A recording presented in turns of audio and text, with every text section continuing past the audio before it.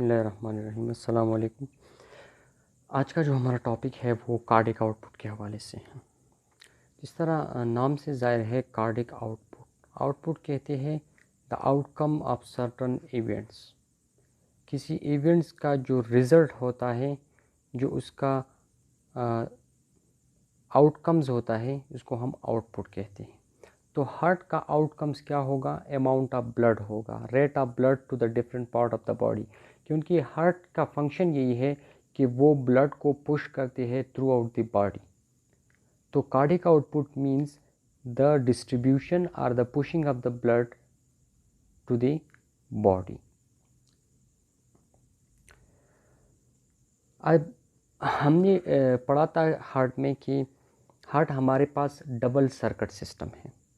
Double circuit system का मतलब ये है कि एक सर्किट बनाते हैं heart with the pulmonary circulation, यानी हार्ट और लंग के दरमियान एक सर्किट बनता है, और दूसरा हार्ट और पेरिफेरल बॉडी पेरिफेरल टिश्यूज़ के दरमियान सर्किट बनते हैं। अब जो पल्मोनरी सर्किट है that is depend upon the right ventricle. ठीक है, ये हमारे पास हार्ट है। तो हार्ट की दो सर्किट बनते हैं, एक पल्मोनरी सर्किट और एक systemic circuit. Pulmonary circuit depend करते हैं राइट वेंट्रिकल के ऊपर, जबकि सिस्टेमिक डिपेंड करते हैं लेफ्ट वेंट्रिकल के ऊपर।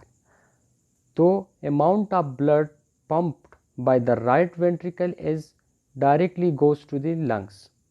ठीक है, और amount of blood pumped by the left ventricle is going to systemic circulation which is the body tissues। तो अब अगर राइट वेंट्रिकल है या लेफ्ट वेंट्रिकल है, इससे जितना ब्लड निकलता है, जितना ब्लड ये पुश करता है, इसको हम कार्डिक आउटपुट कहते हैं। और कार्डिक आउटपुट हमें शो करते हैं कि जो पेरिफेरल ऑर्गन्स है उसको कितना ब्लड मिलता है। अगर कार्डिक आउटपुट ज़्यादा है तो ये पेरिफेरल ऑर्गन्स वेल परफ्यूज्ड होंगे विद द ब्लड। अगर कार्डिक आउटपुट कम है तो उन्हीं पेरिफेरल टिश्यूज़ को ब्लड कम मिलेंगे। अब ब्लड मिलने का मकसद क्या है कि उसको न्यूट्रिएंट्स भी कम मिलेगी, ऑक्सीजन भी कम मिलेगी। ठीक है, तो deficiency of oxygen and the tissue is known as hypoxia, and deficiency of blood and the tissue is known as ischaemia. अब कार्डिक आउटपुट तीन चीज़ों के ऊपर डिपेंड करते हैं। अब जब हम कार्डिक आउटपुट फाइंड आउट करते हैं तो हम ये तीन चीज़ें पहले फाइंड आउट करते हैं। एक है stroke volume, minute volume and cardiac index. Stroke volume क्या है? The amount of blood pump by the ventricle, each ventricle in one beat. जब हार्ट एक दफ़ा बीट करता है तो उससे कितना ब्लड निकलता है, राइट वेंट्रिकल से कितना निकलता है और लेफ्ट वेंट्रिकल से कितने निकलते हैं। तो that amount of blood which is pump by each ventricle in each contraction is known as stroke volume. Normally जो हार्ट ब्लड पुश करते हैं each ventricle that is 70 ml, average उसका 70 ml है और रेंज उसका 60 to 80 ml है। लेकिन ये तब होता है जब हार्ट नॉर्मली कंट्रैक्शन करते हैं 72 बीट पर मिनट के हिसाब से। क्योंकि जब हार्ट रेट रैपिडली कंट्रैक्ट होते हैं 100 बीट, 120 बीट, 150 बीट, तो कार्डिक साइकिल का ड्यूरेशन कम होता जाता है। ठीक है, क्योंकि 72 बीट हमने फाइंड आउट किया थी कि एक कार्डिक साइकिल का ड्यूरेशन है 0.8 सेकंड। तो 60 सेकंड में ये कितने होंगे? तो अगर आप उसको कैलकुलेट कर ले तो that is equal to 70 minute. अब अगर ये हाईली रेट के साथ कॉन्ट्रैक्ट होता है, ठीक है, तो कार्डिक साइकिल का जो ड्यूरेशन है वो कम होगा।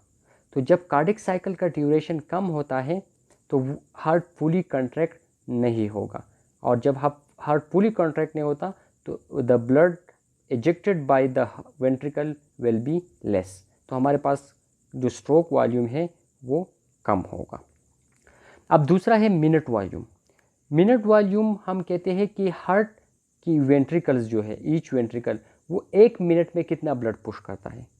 स्ट्रोक वॉल्यूम और मिनट वॉल्यूम में फ़र्क ये है कि स्ट्रोक वॉल्यूम में हम पर बीट अमाउंट ऑफ ब्लड मालूम करते हैं, जबकि मिनट वॉल्यूम में हम पर मिनट के हिसाब से कैलकुलेट करते हैं।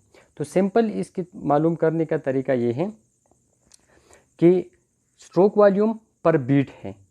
अब 1 मिनट में कितना होंगे, तो 8 मिनट में जो अमाउंट नंबर ऑफ कंट्रैक्शन है उसके साथ हम स्ट्रोक वॉल्यूम को अगर मल्टीप्लाई कर लें तो ये हमें मिनट वॉल्यूम देंगी। अब स्ट्रोक वॉल्यूम हमारे पास है 70 ml और हार्ट रेट जो नॉर्मली 72 बीट पर मिनट है। अगर हम इसको कैलकुलेट करें तो दैट इज़ अप्रॉक्सीमेटली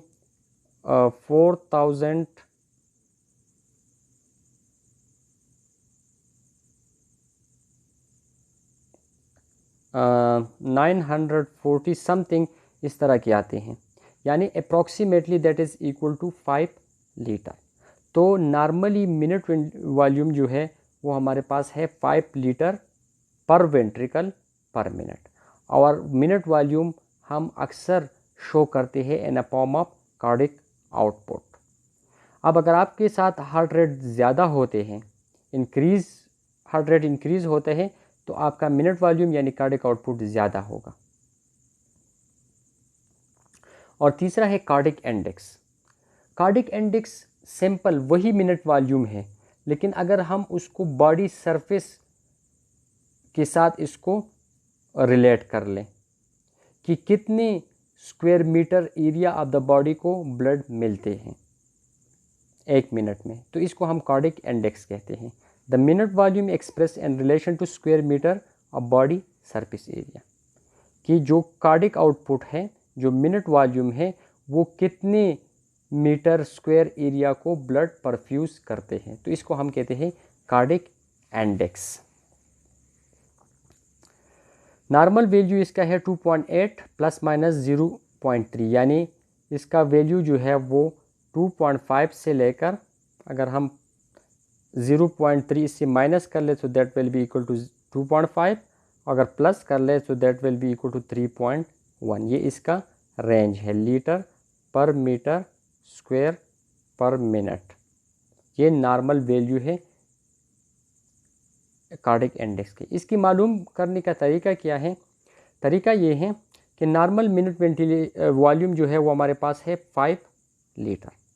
अब 5 लीटर को आप मल्टीप्लाइड कर ले बॉडी सरफेस एरिया के साथ, तो यूजुअली जो एडल्ट का सरफेस एरिया होता है that is 1.734 metre square.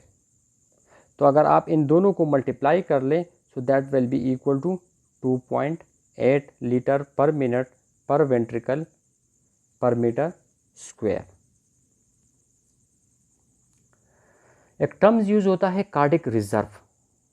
Cardiac reserve कहते हैं कि कार्डिक आउटपुट से बढ़कर हार्ट कितना कैपेसिटी हार्ट में मौजूद है कि वो ब्लड को पुश करे, क्योंकि 5 लीटर जो है ये तो नॉर्मल हार्ट का आउटपुट है, लेकिन इसके अलावा हार्ट में कितना एबिलिटी है कि वो ब्लड को पुश कर ले कार्डिक आउटपुट से ज़्यादा, so that is called cardiac reserve. और ये तब होता है जब बॉडी स्ट्रेस कंडीशन में हो, जब लाइक एक्सरसाइज कंडीशन, तो इसमें हार्ट रेट भी ज़्यादा होता है, बॉडी का डिमांड भी ज़्यादा होता है, तो हार्ट अपनी नॉर्मल से बढ़कर ब्लड को पुश करते हैं, जिसको हम कार्डिक रिजर्व कहते हैं।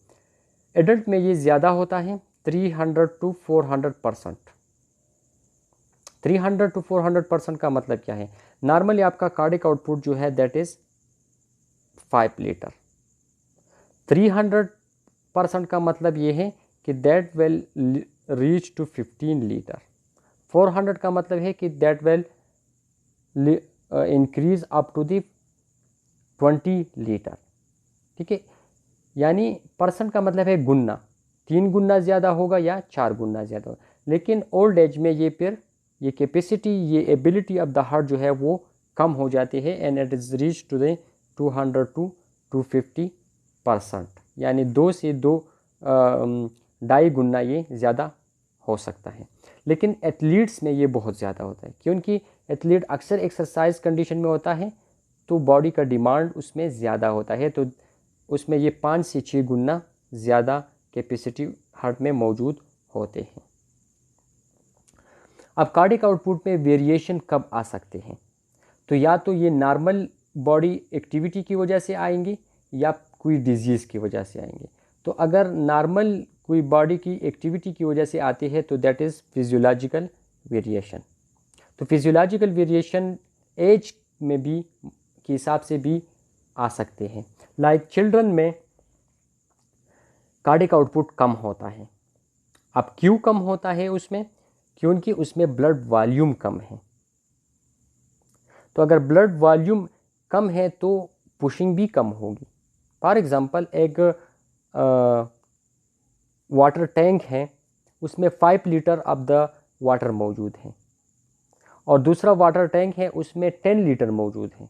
तो ये बात ऑब्वियस है कि जो 10 लीटर है उससे ज़्यादा पानी जो है वो बाहर जा सकते हैं और जो 5 लीटर है उससे कम जा सकते हैं। तो सेम यहाँ पर एडल्ट में ब्लड वॉल्यूम ज़्यादा होता है तो उसका कार्डिक आउटपुट भी ज़्यादा होगा, और बच्चों में ब्लड वॉल्यूम कम है तो इसका कार्डिक आउटपुट कम होगा। लेकिन कार्डिक इंडेक्स जो है वो चिल्ड्रन में ज़्यादा होता है, क्योंकि उसकी जो बॉडी सरफेस एरिया है वो कम होता है। ठीक है, तो जब सरफेस एरिया कम होता है तो हमारे पास कार्डिक इंडेक्स ज़्यादा होंगे, क्योंकि कार्डिक इंडेक्स हम किस तरह कैलकुलेट कर देते हैं?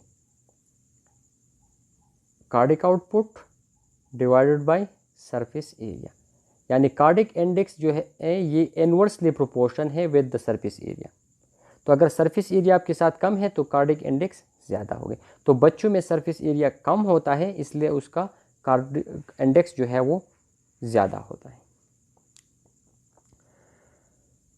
सेक्स में भी वेरिएशन है। फीमेल में ब्लड वॉल्यूम कम होता है, तो ऑब्वियसली यहाँ पर हमने चिल्ड्रन में डिस्कस किया कि चिल्ड्रन में भी ब्लड वॉल्यूम कम है तो कार्डिक आउटपुट कम है। इसी तरह यहाँ पर फीमेल में ब्लड वॉल्यूम कम होता है बनिस्बत मेल, तो उसका कार्डिक आउटपुट कम होगा, क्योंकि उसका जो ब्लड वॉल्यूम है वो मेल की बनिस्बत कम है। क्यों कम है? इसीलिए कि उसमें जो एक्टिव बोन मैरो होता है that is replaced by the yellow bone marrow, जो कि ब्लड सेल को प्रोड्यूस नहीं कर सकते। दूसरा ये है कि उसमें फैट्स यानी एडिपोज टिश्यूज़ ज़्यादा होते हैं, और तीसरा ये है कि मेंस्ट्रुअल साइकिल में भी ब्लड जो है वो लॉस होते हैं। तो इन तीनों वजह से blood volume in the female is less than male. तो जब ब्लड वॉल्यूम कम होगा तो कार्डिक आउटपुट कम होगी। लेकिन यहाँ पर कार्डिक इंडेक्स की अगर हम बात कर लें तो वो भी ज़्यादा होगा, क्योंकि कार्डिक इंडेक्स जो सरफेस एरिया है of the female that is less than male. ठीक है, क्योंकि उसका कद जो है वो छोटा होता है बनिस्बत मेल। तो अगेन वही बात है कि surface area is inversely proportional to cardiac index. आप फीमेल का सरफेस एरिया कम है तो कार्डिक इंडेक्स उसकी ज़्यादा होगी। बॉडी बिल्ड यानी बॉडी का जो स्ट्रक्चर है, अगर बॉडी बड़े का स्ट्रक्चर ज़्यादा है, उसका जो बॉडी का जो बिल्डिंग है वो ज़्यादा है तो उसका कार्डिक आउटपुट ज़्यादा होंगे, क्योंकि बॉडी का डिमांड फिर ज़्यादा होता है। जो मोटे लोग होते हैं उसके डिमांड ज़्यादा होते हैं as compared to the thin and lean person. Diurnal variation, जो रात को चेंजेस आते हैं कार्डिक आउटपुट में, that is called diurnal variation. ठीक है, तो early at the morning cardiac output कम होता है एंड डे टाइम पर ज़्यादा होता है, क्योंकि रात को बॉडी की कोई एक्टिविटीज़ नहीं होती। ठीक है, तो इसी दौरान उसका जो कार्डिक आउटपुट है वो कम होता है, डिमांड ऑफ द बॉडी कम होता है, अब तो इसकी वजह से आउटपुट भी कम होता है। लेकिन बॉडी फिर दिन को बंदा जो है वो काम करते हैं, एक्सरसाइज करते हैं, एक्टिविटीज़ करते हैं, तो इसी वजह से बॉडी के डिमांड बढ़ जाते हैं। तो डिमांड बढ़ने की वजह से कार्डियक आउटपुट उसको इसकी बनिस्बत इंक्रीज़ होता है। पांचवा है टेम्परेचर। अगर टेम्परेचर ज़्यादा होता है तो कार्डियक आउटपुट भी ज़्यादा होगी, यानी temperature is directly proportional to cardiac output. ठीक है, क्योंकि हाई टेम्परेचर में जो स्ट्रेचिंग एबिलिटी है ऑफ द हार्ट वो इंक्रीज होते हैं। इमोशनल कंडीशन, तो एंजाइटी और एक्साइटमेंट और इस तरह और भी इमोशनल कंडीशन, फियर वगैरह जो है, इसमें कार्डियक आउटपुट 50 to 100% इंक्रीज होते हैं because of increase in the heart rate. After meal, खुराक के बाद 1 आवर बाद कार्डियक आउटपुट जो है वो इंक्रीज़ होते हैं, क्योंकि जब फूड की कंप्लीट डाइजेशन होते हैं तो वो फूड ब्लड में एब्जॉर्ब होके हार्ट की तरफ आते हैं। तो हार्ट की तरफ ज़्यादा ब्लड आएंगे अलॉन्ग विद द न्यूट्रिएंट्स, तो वो हार्ट उसको जल्दी जल्दी जो है वो पुश करते हैं टुवर्ड द बॉडी, ताकि जो एनर्जी की डिफिशिएंसी है, जो ग्लूकोज की डिफिशिएंसी है, उसको पूरा कर लें। और एक्सरसाइज के दौरान चूँकि हमने बार बार डिस्कस की कि उसमें डिमांड ज़्यादा होते हैं तो कार्डियक आउटपुट उस भी ज़्यादा होते हैं। हाई एल्टीट्यूड, ज़्यादा बुलंदी पर, सी लेवल से जितना आप ऊपर की तरफ जाते हैं, एल्टीट्यूड की तरफ जाते हैं, तो वहीं पर कार्डियक आउटपुट इंक्रीज़ होता जाएगा, क्योंकि जैसे ही सी लेवल से ऊपर की तरफ जाते हैं तो वहाँ पर partial pressure of oxygen decrease होते हैं। तो partial pressure of oxygen decrease होने की वजह से मिनिमम अमाउंट में ऑक्सीजन इनसाइड द लंग्स आते हैं, तो deficiency of oxygen in the body produce होता है, विच वी कॉल्ड हाइपोक्सिया। अब हाइपोक्सिया को ख़त्म करने के लिए हार्ट कोशिश करते हैं कि जो अवेलेबल ऑक्सीजन है कंबाइन विद द ब्लड, उसको पुश कर दे टुवर्ड द टिश्यू, ताकि टिश्यू का डिमांड जो है वो पूरा कर ले। ठीक है, तो इसीलिए हार्ट रेट ज़्यादा होता है, और ये क्यों होता है? Due to the release of the adrenaline. इसके अलावा पोस्चर, जो पोजीशन ऑफ द बॉडी होता है, तो जब position of the body change होता है from lying position to the upright, suddenly अगर कोई बंदा लेटा है और वो सडनली जो है खड़ा हो जाता है, तो इसका कार्डियक आउटपुट कम होता है। इसीलिए ये इसलिए होता है क्योंकि जो ग्रेविटेशनल फोर्स है वो एकदम बॉडी की, टोटल बॉडी के ऊपर एक्ट करता है, और जो वेनस रिटर्न है, जो ब्लड वापस हार्ट की तरफ जाते हैं, वो डिक्रीज़ हो जाते हैं। तो decrease blood to the heart होता है, तो हार्ट भी कम ब्लड को पुश करता है, और such condition is known as orthostatic hypotension. Pregnancy, this is another physiological phenomena.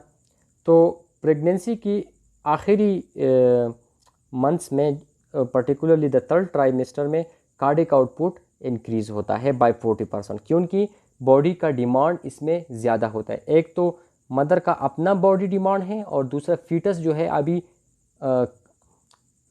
Complete होने के करीब होता है, तो उसका भी डिमांड ज़्यादा होता है। तो दोनों के डिमांड की वजह से कार्डियक आउटपुट ज़्यादा होता है। स्लीप कंडीशन में, क्योंकि एक्टिविटीज़ नहीं होती बॉडी की, तो उसकी कार्डियक आउटपुट डिक्रीज़ होता है। या बाज़ लोग जो है उसमें पर्टिकुलरली ओबीज या फैटी लोग में कोई चेंज कार्डियक आउटपुट के अंदर नहीं होता, अगर होता है तो स्लाइटली डिक्रीज होते हैं। Now the pathological variation, disease की वजह से जो वेरिएशन कार्डियक आउटपुट में आते हैं। फीवर इज द सिम्टम और sign of the disease. Fever में यूजुअली हमारे पास जो हार्ट रेट है वो इंक्रीज होता है, तो हार्ट रेट की इंक्रीज होने की वजह से जो ऑक्सीडेशन रिडक्शन रिएक्शन होते हैं इनसाइड द मायोकार्डियम वो ज़्यादा होते हैं, ज़्यादा एनर्जी उसमें प्रोड्यूस होते हैं। हार्ट कंट्रैक्शन ज़्यादा करते हैं तो कंट्रैक्शन की वजह से उसमें जो ऑक्सीडेशन प्रोसेस है वो रैपिडली होते हैं, ठीक है। तो इसी वजह से कार्डियक आउटपुट ज़्यादा होते हैं। एनीमिया, हाइपोक्सिया की हमने बात की हाई एल्टीट्यूड में, तो वो तो फिजियोलॉजिकल फिनोमेना है। लेकिन अगर आपके पास एनीमिक हाइपोक्सिया है, एनीमिक हाइपोक्सिया ये होता है कि इसमें हीमोग्लोबिन का लेवल जो है वो कम होता है, ऑक्सीजन पूरा होता है लेकिन हीमोग्लोबिन का लेवल कम होता है। तो ऑक्सी हीमोग्लोबिन का लेवल कम होने की वजह से हाइपोक्सिया डेवलप होते हैं, टिश्यू को ऑक्सीजन नहीं मिलते, तो that is called anaemic hypoxia. तो एनीमिक हाइपोक्सिया को कवर करने के लिए हार्ट कंपेंसेटिवली इंक्रीज करते हैं कार्डिक आउटपुट को। हाइपरथायरॉयडिज्म, जैसे आप लोगों को पता है कि जब थायराइड एक्टिविटी ज़्यादा होते हैं, ज़्यादा एड्रेनलिन रिलीज़ होते हैं, तो basal metabolic rate of the body जो है वो इंक्रीज़ होते हैं। जब मेटाबॉलिक रेट इंक्रीज़ होते हैं तो बॉडी का डिमांड ज़्यादा होते हैं, तो इसी वजह से कार्डिक आउटपुट फिर इंक्रीज़ होगा। और हाइपोथायराइडिज्म में कार्डिक आउटपुट डिक्रीज़ होगा, क्योंकि बॉडी को ज़रूरत ही नहीं, मेटाबॉलिक एक्टिविटी कम हो रहे हैं, तो इसी वजह से ज़रूरत ही नहीं परफ्यूजन की, तो कार्डिक आउटपुट कम होगा। एट्रियल फिब्रिलेशन, एट्रियल फिब्रिलेशन का मतलब ये है कि हार्ट रेट बहुत ज़्यादा होता है, प्रॉपरली हार्ट कंट्रैक्ट नहीं होते, जिस तरह वाइब्रेशन होते हैं तो हार्ट इस तरह वाइब्रेट करते हैं, उसकी कंट्रैक्शन जस्ट लाइक वाइब्रेशन होते हैं, तो वो प्रॉपरली ब्लड को पुश नहीं कर पाते, क्योंकि नॉर्मली हमारे पास हार्ट फुली कॉन्ट्रैक्ट होता है, तो फुली कॉन्ट्रैक्शन की वजह से जो ब्लड इनसाइड द हार्ट मौजूद होते हैं वो पुश करते हैं। लेकिन एट्रियल फिब्रिलेशन में वो जस्ट वाइब्रेट लाइक कंट्रैक्शन करते हैं, तो वो पूरा ब्लड उसके अंदर जो मौजूद होते हैं वो सही तरह से बाहर की तरफ नहीं जा सकते, तो इसलिए कार्डिक आउटपुट जो है वो डिक्रीज होते हैं। माइकार्डियल डिजेनरेशन और कोरोनरी स्क्लेरोसिस, अगर हार्ट की मसल में डिजेनरेशन हो रही है या जो ब्लड सप्लाई करते हैं toward the heart muscle, the coronary arteries, उसकी स्क्लेरोसिस हो गया, वो हार्ड हो चुके हैं। जब वो हार्ड हो जाते हैं, फ्लेक्सिबिलिटी उसमें कम होते हैं या थिन होते हैं, so that condition is called sclerosis. तो स्क्लेरोसिस या डिजेनरेशन में हार्ट सही तरह से पंप नहीं कर पाते। अगर स्क्लेरोसिस है तो blood supply to the heart muscle कम है, तो ब्लड सप्लाई अगर कम है इट्स मीन कि वहाँ पर एनर्जी प्रोडक्शन कम होते हैं, तो सही तरह से हार्ट कंट्रैक्ट नहीं होते, या हार्ट की मसल को ब्लड प्रॉपर मिलते हैं लेकिन मसल जो है वो डिजेनरेट हो चुके हैं, तो वो प्रॉपरली फिर कंट्रैक्ट नहीं होगा। तो दोनों कंडीशन में कार्डिक आउटपुट कम होंगे।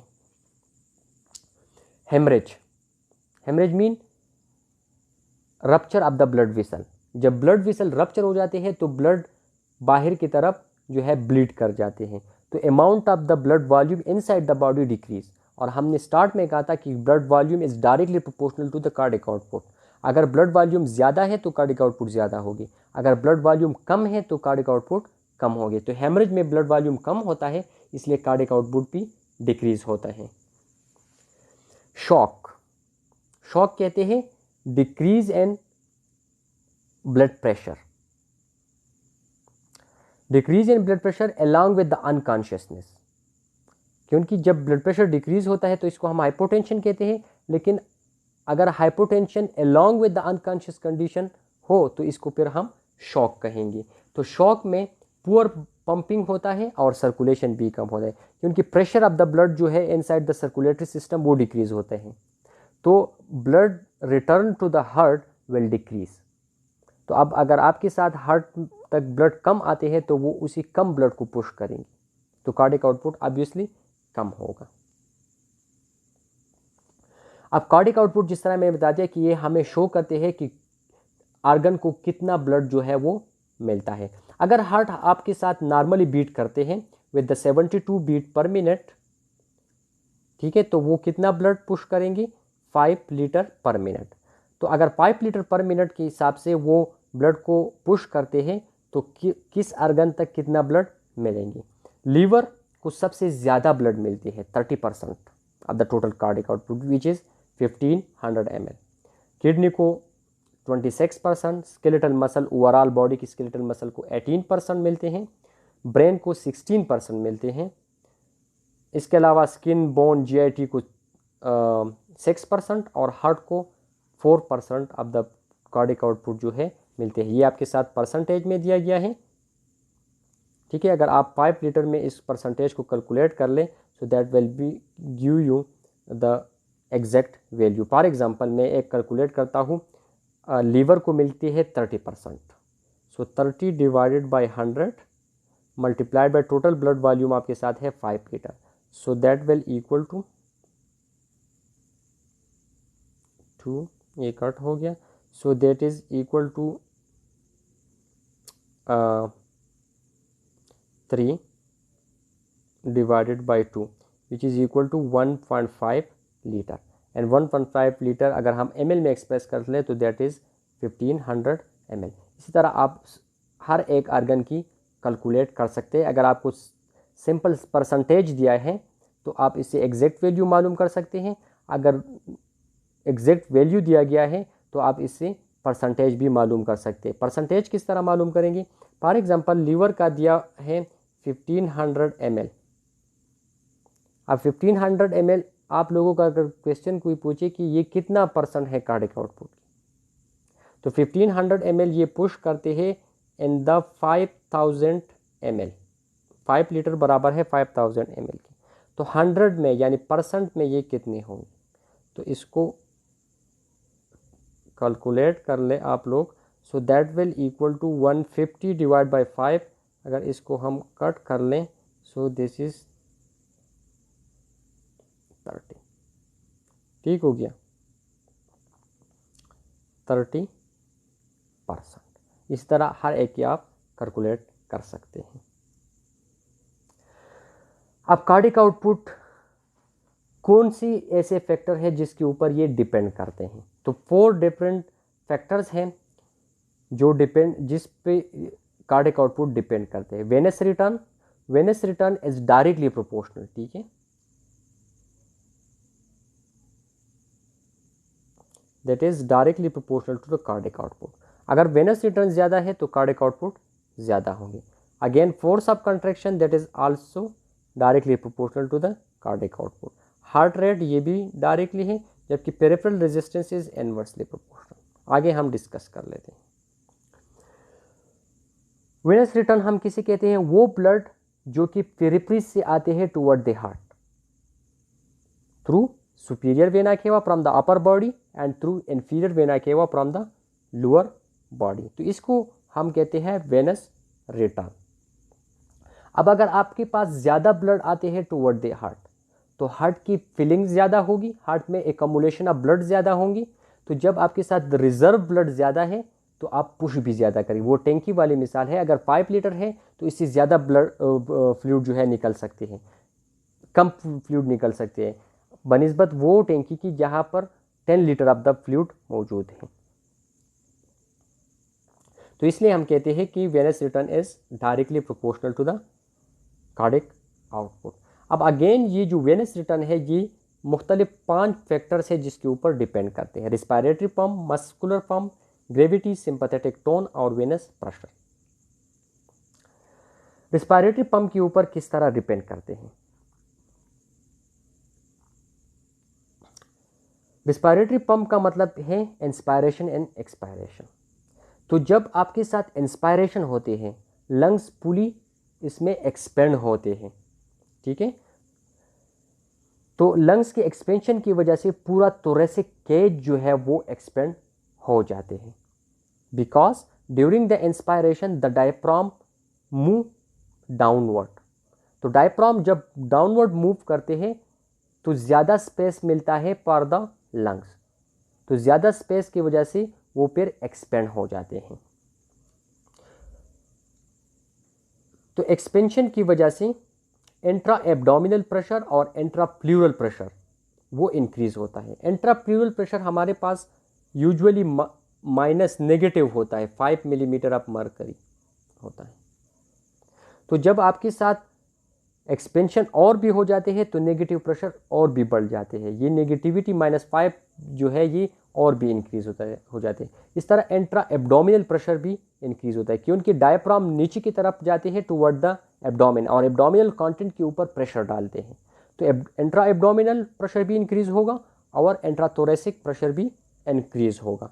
तो इंट्राथोरेसिक या इंट्राप्लूरल प्रेशर की वजह से जो इंफीरियर वेना केवा है वो एक्सपेंड हो जाएंगे, क्योंकि नेगेटिव प्रेशर का मतलब क्या होता है, negative pressure expand everything, this is the suction force. Negative pressure ये हर चीज़ को एक्सपेंड करते हैं, तो ये wall of the vena cava के ऊपर जब एक्ट करता है इंफीरियर वेना केवा के ऊपर, तो उसको एक्सपेंड करते हैं। तो जब वो एक्सपेंड हो जाएंगे तो ज़्यादा से ज़्यादा ब्लड उसमें फ्लो करेंगे टुवर्ड द हार्ट।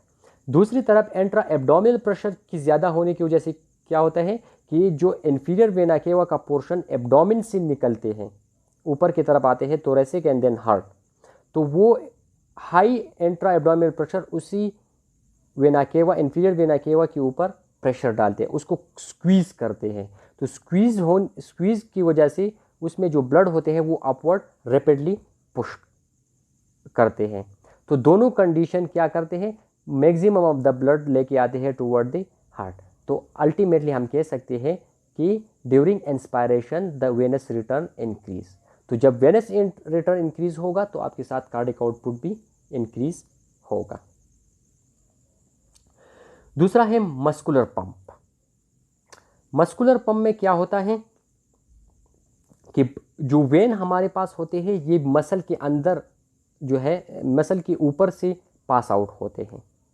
तो जब हम मसल को कॉन्ट्रैक्ट करते हैं तो इसके अंदर जो ब्लड मौजूद होंगे वो आगे पुश होंगे, क्योंकि वेन के अंदर हमारे पास वेल्व्स होते हैं, इस तरफ वेल्व्स होते हैं। अब सपोज यहाँ पर जो मसल है वो कॉन्ट्रैक्ट हो गया तो ये ब्लड पुश करेंगे इनटू दिस पोर्शन, ठीक है। यहाँ पर डायग्रामेटिकली भी दिया गया है कि ये वेन है, ठीक है। अगर ये मसल कॉन्ट्रैक्ट हो गई तो ये ब्लड पुश होंगे इनटू द नेक्स्ट पोर्शन। अब नेक्स्ट पोर्शन तक जब ये पहुंच जाते हैं फिर ये मसल रिलैक्स होंगी और यहाँ पर जो वेल्व है दैट विल क्लोज्ड। अब ये वाला आगे ये जो पोर्शन है यहाँ पर मसल कॉन्ट्रैक्ट होंगे और ब्लड इससे आगे पुश होंगे। तो during the muscular contraction the Venus return increase because the when present near that muscle will contract the veins, ठीक है, और इसके अंदर जो ब्लड होंगे वो आगे पुश होते जाएंगे। तो जब मस्कुलर कंट्रैक्शन होते हैं वेनस रिटर्न ज़्यादा होते हैं। तीसरा है ग्रेविटी। ग्रेविटी जो है वो वेनस रिटर्न को डिक्रीज करते हैं, क्योंकि ग्रेविटेशनल फोर्स वो फोर्स है which attract everything toward the earth. तो सेम ये ब्लड के ऊपर भी एक्ट करेंगे और ब्लड को नीचे की तरफ पुश करेंगे। नीचे क्या है, अगेंस्ट द हार्ट से अपोजिट डायरेक्शन में इसको पुल करेंगे। तो इसलिए हम कहते हैं कि gravitational force reduce the Venus return. For example जिस तरह मैंने ऑर्थोस्टैटिक हाइपोटेंशन के एग्जांपल दिए कि एक बंदा है वो for long time standing position में है, तो उस पर ज़्यादा से ज़्यादा ग्रेविटेशनल फोर्स बार बार एक्ट करते हैं और इसका जो ब्लड है वो नीचे लोअर लिम्ब की तरफ जाते हैं और वहाँ पर एकोमुलेट होते हैं, जिसको हम कहते हैं पूलिंग ऑफ ब्लड, ठीक है, वेनस पूलिंग हम इसको कहते हैं। अक्सर आप लोगों ने देखा होगा कि जो patient for long time hospital में रहता है तो उसको DIC एक कंडीशन है जिसके अंदर जो लोअर लिम्ब है उसके अंदर थ्रोम्बस बनते हैं। वो थ्रोम्बस क्यों बनते हैं, क्योंकि ग्रेविटेशनल फोर्स कंटिन्यूसली उस ब्लड को पुश करते हैं टुवर्ड द लोअर लिम्ब और वो वहाँ पर लोअर लिम्ब में एकोमुलेट होते, पूल हो जाते हैं, एक तालाब बनाते हैं, मूवमेंट नहीं करते, तो उसमें प्लेटलेट एक्टिवेट होता है और फिर थ्रोम्बस बन जाते हैं। तो जब ब्लड की पूलिंग होगी लोअर लिम्ब में तो हार्ट की तरफ कम आएंगे, वेनस रिटर्न कम होगा। जब वेनस रिटर्न कम होगा तो कार्डिक आउटपुट कम होगी। चौथा है सिंपैथेटिक टोन। सिंपैथेटिक एक्टिविटी हम फ्लाइट और फाइट कंडीशन को कहते हैं, यानी जब एड्रेनलिन ज़्यादा सीक्रेट होता है तो हार्ट को सिंपैथेटिक सप्लाई भी है from the thoracic region of the vertebral column of the spinal cord और वेगस सप्लाई भी है, पैरासिम्पथेटिक सप्लाई भी है थ्रू द वेगस नर्व। तो जब सिंपैथेटिक एक्टिविटी ज़्यादा होते हैं तो नॉर एड्रेनलिन और एड्रेनलिन ज़्यादा सिक्रेट होंगे at the nerve ending that supply to the heart. और एड्रेनलिन क्या करते हैं, एक्टिविटी ऑफ द टिश्यू को इंक्रीज करते हैं, तो हार्ट रेट आपका ज़्यादा होगा। तो हार्ट रेट की ज़्यादा होने की वजह से कार्डियक आउटपुट भी ज़्यादा होगा। लेकिन दूसरी तरफ जो है sympathetic activity contraction of the venules करते हैं, जो छोटे छोटे वेन्स होते हैं वेन्यूल्स उसको कंट्रैक्ट भी करते हैं। तो कंट्रैक्शन की वेन्यूल जब कंट्रैक्ट होते हैं तो ब्लड आगे पुश होंगी, जिस तरह हमने मस्कुलर पंप में बता दें। तो वेनस कंट्रैक्शन की वजह से ब्लड आगे ज़्यादा पुश होंगी और हार्ट की तरफ ज़्यादा आएंगे, तो cardiac output and Venus return increase होगा। पांचवा है वेनस प्रेशर। जो वेनस सिस्टम है, वेन्यूल, वेन्स एंड वेना केवे, उसके अंदर जो प्रेशर ग्रेडियंट बनते हैं, प्रेशर डिफरेंस बनते हैं, तो इसी वजह से भी वेनस रिटर्न ज़्यादा होते हैं।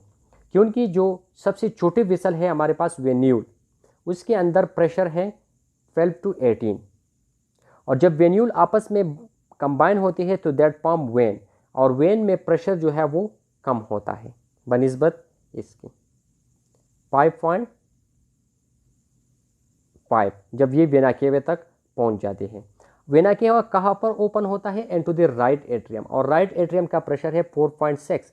अगेन ये प्रेशर कम हो गया। तो आप लोगों ने डिफ्यूजन में पढ़ा होगा कि डिफ्यूजन हम कहते हैं from moment from high concentration to the lower concentration.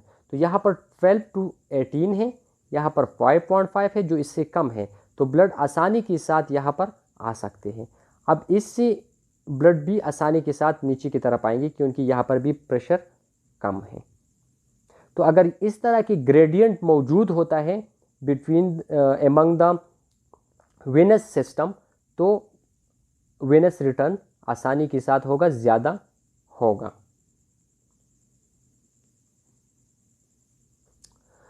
अब दूसरी फैक्टर की तरफ आते हैं which affect the cardiac output, that is force of contraction. अगर फोर्स ऑफ कंट्रैक्शन ज़्यादा है तो कार्डियक आउटपुट ज़्यादा होंगे। फोर्स ऑफ कंट्रैक्शन क्या किसे कहते हैं कि हार्ट कितने फोर्स के साथ कंट्रैक्ट होता है। अगर फोर्स ज़्यादा है तो फुली कंट्रैक्ट होगा और ज़्यादा ब्लड जो है वो पुश करेंगे। अगर फोर्स कम है, जिस तरह एट्रियल फिब्रिलेशन में हमने पढ़ा कि उसमें वो वाइब्रेशन की तरह कंट्रैक्ट होते हैं, फोर्स उसकी कम होते हैं, तो कम ब्लड जो है वो पुश होंगी into the body. Force of contraction दो चीज़ों पर डिपेंड करते हैं, एक है हमारे पास प्री लोड और एक है आफ्टर लोड। ये दो टर्म्स हैं, इसको समझें। प्री लोड किसे कहते हैं कि जब वेनस रिटर्न आते हैं टुवर्ड द हार्ट,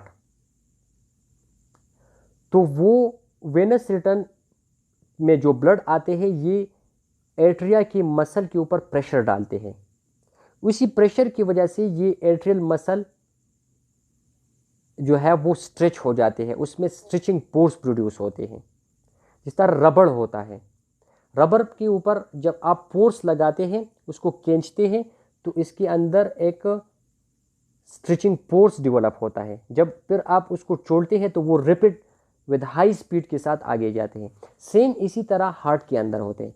जब इसमें ब्लड आते हैं तो वो ब्लड इसके अंदर स्ट्रेचिंग फोर्स प्रोड्यूस करते हैं, उसको स्ट्रेच करते हैं, ठीक है। और जब हार्ट कंट्रैक्ट कर पाते हैं तो वो हाई फोर्स के साथ आगे जाते हैं।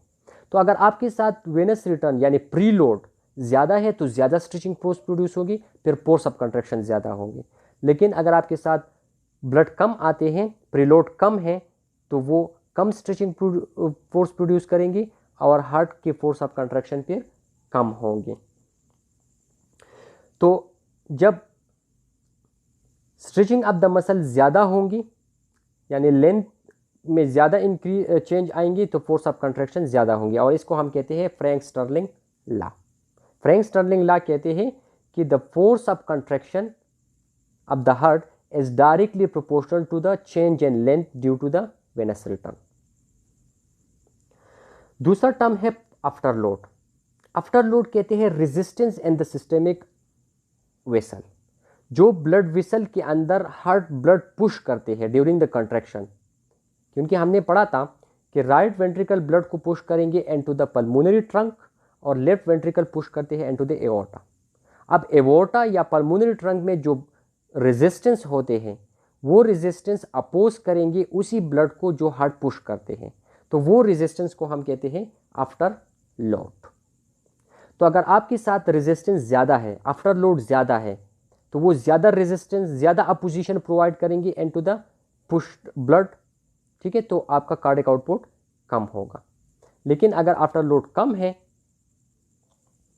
रेजिस्टेंस कम है, अपोजिशन कम है, तो ब्लड आसानी से हार्ट से पुश आउट होंगे इनटू दैट वेसल और कार्डियक आउटपुट ज़्यादा है। तो इसलिए हम कहते हैं कि after load is inversely proportional to the cardiac output.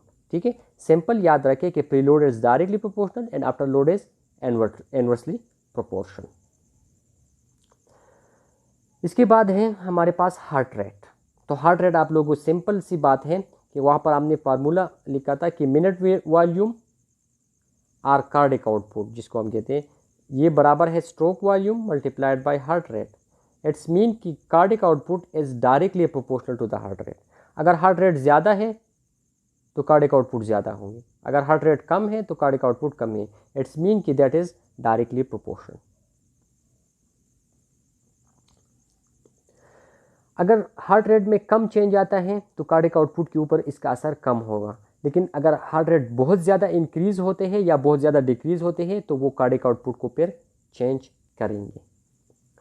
और लास्ट वन है पेरिफेरल रेजिस्टेंस। अगेन वही आफ्टर लोड वाली बात है, लेकिन आफ्टर लोड हम मेजर जो हार्ट के साथ कनेक्टेड वेसल होते हैं उसको हम कहते हैं, और पेरिफेरल रेजिस्टेंस हम जो peripheral arteries and arterial system है उसमें जो रेजिस्टेंस होता है इसको हम पेरिफेरल रेजिस्टेंस कहते हैं। ये पेरिफेरल रेजिस्टेंस जिस तरह आफ्टर लोड इनवर्सली प्रोपोर्शनल है, क्योंकि ये भी रेजिस्टेंस है वो भी रेजिस्टेंस है, तो दोनों resistance is inversely proportional to the cardiac output. ठीक है, क्योंकि अपोजिशन ज़्यादा होंगे। अपोजिशन कहाँ पर होगी? एट द आर्ट्रियोल्स, क्योंकि आर्ट्रियोल में सबसे ज़्यादा प्रेशर होता, रेजिस्टेंस होता है, वो उसका लेंथ कम होता है, because the pressure is equal to force divided by area. It's mean कि एरिया जिस विसल का कम होगा उसमें प्रेशर ज़्यादा होगी, इनवर्सली रिलेशन है। तो आर्ट्रियोल का एरिया, सरफेस एरिया कम है, क्रॉस सेक्शनल एरिया कम है, तो उसमें प्रेशर ज़्यादा होंगी बनिस्बत की आर्टरीज़ की, और फिर आर्टरीज़ में ज़्यादा होंगी बनिस्बत एओर्टा में। तो इसीलिए आर्ट्रियोल में सबसे ज़्यादा रेजिस्टेंस होता है, तो इसको हम रेजिस्टेंस विसल कहते हैं। और मैक्सिमम बॉडी के अंदर ये याद रखें कि स्प्लेंचिक रीजन में जो है रेजिस्टेंस बहुत ज़्यादा होता है, ये याद रखें। So this was lecture about the cardiac output. ठीक है, आसान सा लेक्चर है, अगर कोई क्वेश्चन हो तो फिर पूछ ले। Thank you very much.